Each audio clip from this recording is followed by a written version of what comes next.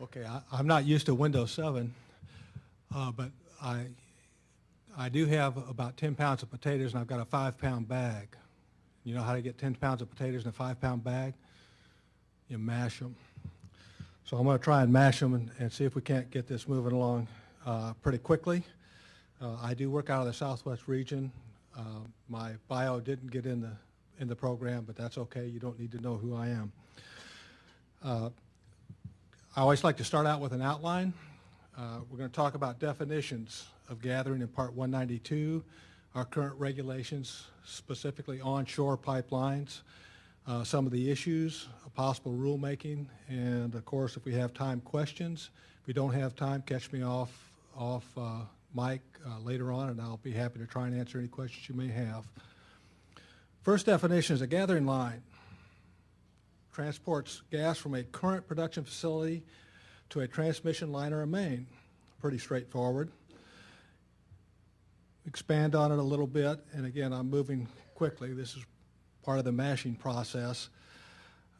Transports gas from a gathering line or storage facility, so forth and so on. Everybody's familiar with transmission lines, generally the larger and higher pressure lines. Operates at a hoop stress of 20% SMIs or more. In other words, there are generally high pressure lines. And it can transport gas within a storage field. And maybe we aren't talking about storage fields here, but the more gas that's out there, the more we're going to have to store, and that's something that may be coming down the line. Distribution lines, a pipeline other than a gathering or a transmission line. Anybody notice the problem there? It's kind of a circular definition. Okay, we've got a gathering line defined, we've got a transmission line, and everything else has got to be a distribution line. Kind of interesting. This is a key definition, production or production operation. This one's out of API RP 80, which defines gathering, because we don't have a definition of a production operation in Part 192. But basically, it's the process of getting the gas out of the ground to the wellhead and into gathering. All right? Extraction, recovery, lifting, stabilization, and so forth. And it includes the associated production, compression, gas lift, gas injection, or fuel gas supply. And that's generally pretty consistent. Okay? Most of the definitions you'll find will contain all those elements, and since we've incorporated API Recommended Practice 80, I believe that's probably the most relevant definition of production. What's a real simple definition of gathering? Starts when production ends and ends where the transmission starts. Real easy. Well, the devil is truly in the details, because it's a lot more complicated than that. You know, you've got to define when production ends and when transmission starts.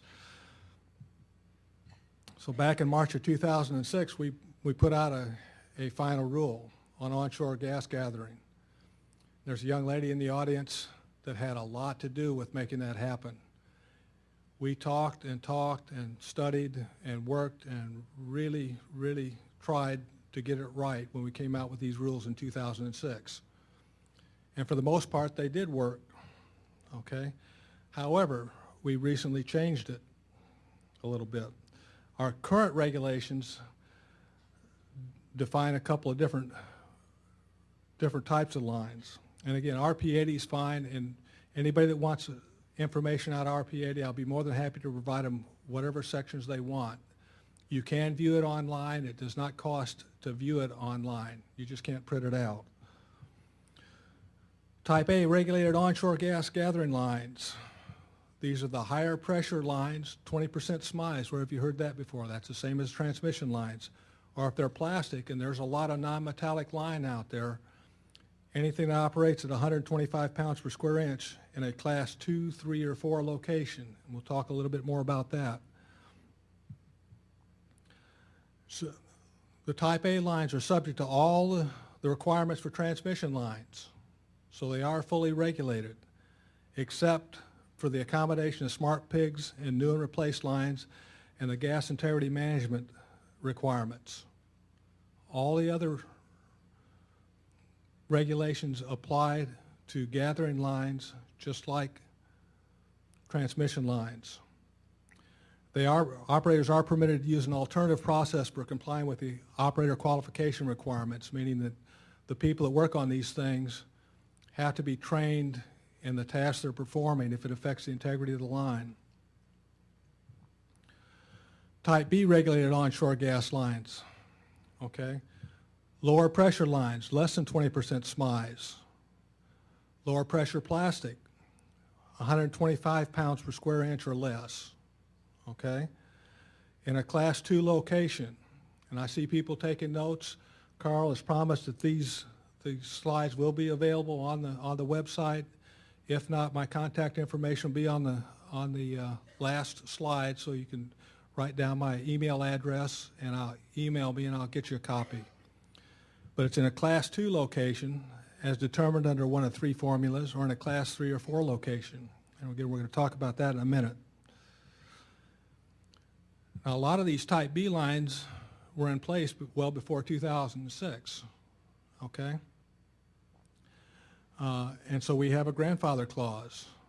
But if they're new or substantially altered or repaired, there's a whole bunch of additional strings attached that they have to comply with. And again, you have to, all the Type B lines and the Type A lines have to be included within the damage prevention and public education programs. All right? The caveat, and it was mentioned in the previous presentation, neither Type A nor Type B regulated onshore gas gathering lines are regulated Class 1 areas. Now, Class 1 areas are rural areas. So if there's not 10 or more buildings intended for human occupancy within 220 yards of the pipeline on a running mile, it's a Class 1 area. That's a rural area. So right now we have jurisdiction over those, but we do not regulate those lines. All right? The other thing that's important to note is that most gathering lines are not interstate lines. They don't cross state lines. So those are mostly under jurisdiction of the state pipeline safety authorities as opposed to the federal authorities, or PHMSA. All right? Everybody got that? Here's a little chart.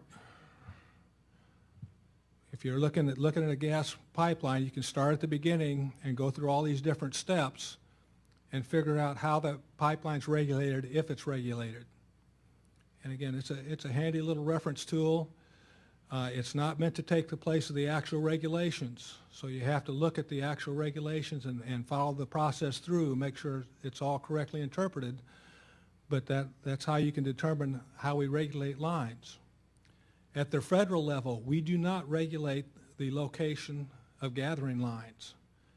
In fact, PHMSA doesn't regulate the location of transmission lines as far as that goes. All right, that's up to either the FERC if it's an interstate natural gas pipeline, or it's up to the state and local authorities to make those location determinations based on the state law. Furthermore, we do not grant powers of eminent domain. That's a matter of state law. So, you know, we don't have anything to do with that. As far as right-of-way goes, that's a private contract between the property owner and the pipeline operator. And we don't get involved in private disputes. If there's something that affects the integrity of the pipeline or involves a violation of our rules, clearly we'll get involved in that. We'll make sure that the pipeline operator complies or gets into compliance. Some of the issues. RP Yeti is about 60 pages, as I recall. It's a nice little manual. It wasn't created for the purpose of regulation. It contains somewhat conflicting and ambiguous language. It's very complex. Our intended regulatory constraints, when we developed 192.8 and 192.9, there's some inconsistencies and a couple of flaws that make life interesting on occasion. Sometimes operators will use that to create loopholes, so we need to update it and improve those. And so, you know, there's things that need to be done. You know, clearly we're not there yet in terms of full regulation. What's the other issue? all of this was not created in anticipation of the shale. Okay? A lot of the shale development is in populated areas. You know, back when these things were implemented and enacted, most gathering was in rural areas, and it's a huge difference, huge difference. Risk basis, you know, again, gathering lines back then were mostly small diameter, low energy lines. We didn't have political boundaries as a criteria, and we used class location criteria. In other words, class 2, class 3, and class 4 are populated areas, and most lines weren't in populated areas. The shale developments didn't fit that risk analysis. A lot of the gathering lines in populated areas are now larger diameter and higher pressure. They look like, act like, and will fail like transmission lines. What's another difference, though? Produced gas may contain more impurities than pipeline quality gas, so you have to worry a lot more about internal corrosion, something to look at. Also, there's lots of wells located on sites. Again, we as an agency don't have anything to do with where the wells are located. Here's a map. All the red lines on this map are gas gathering lines installed in the Fort Worth area just since 2005. And that's a large area right there, folks. Risk base, you know, we do have a tiered structure for it. Type A lines are the higher pressure lines. They are subject to the transmission requirements, minus integrity management, and the piggability issue. OQ light in class 2 areas. The type B lines are the smaller, well, lower pressure lines at least, and are targeted at incident causes presented by the Gas Processors Association at our March of 04 Pipeline Advisory Committee meeting.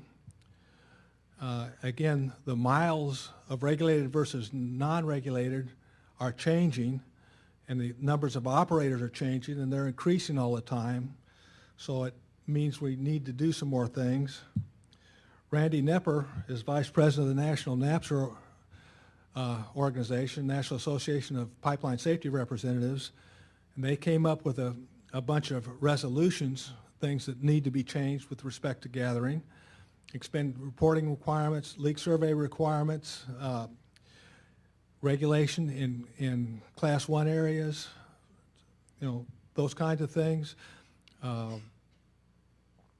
Subject to 614 and 707 to minimize damage from third-party excavation, certainly agreed to that. Modify 192.8 to establish a risk-based regulation as opposed to perhaps the class location or the RP80 criteria. All onshore gathering lines to reporting requirements. Right now, we're not reporting on class 1. So if it's not regulated, the operators don't have to report it. Develop, and these are possible rulemakings, develop and codify definitions for production and gathering. In other words, make it more precise, easier to understand and interpret. Perhaps even eliminate the reference to API RP80, which probably is about due for an update by API.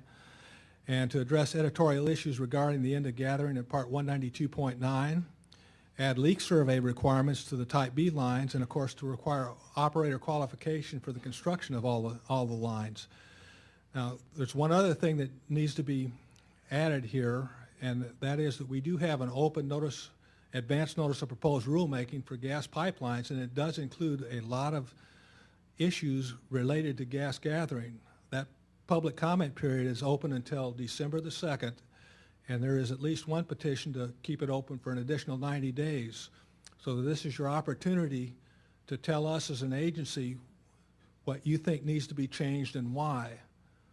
And so we're looking for additional information, input. We want to hear from you. And I think I've talked for 14 minutes, so I'm pretty close, and it looks like it's time for Randy to step up here. Thank you very much.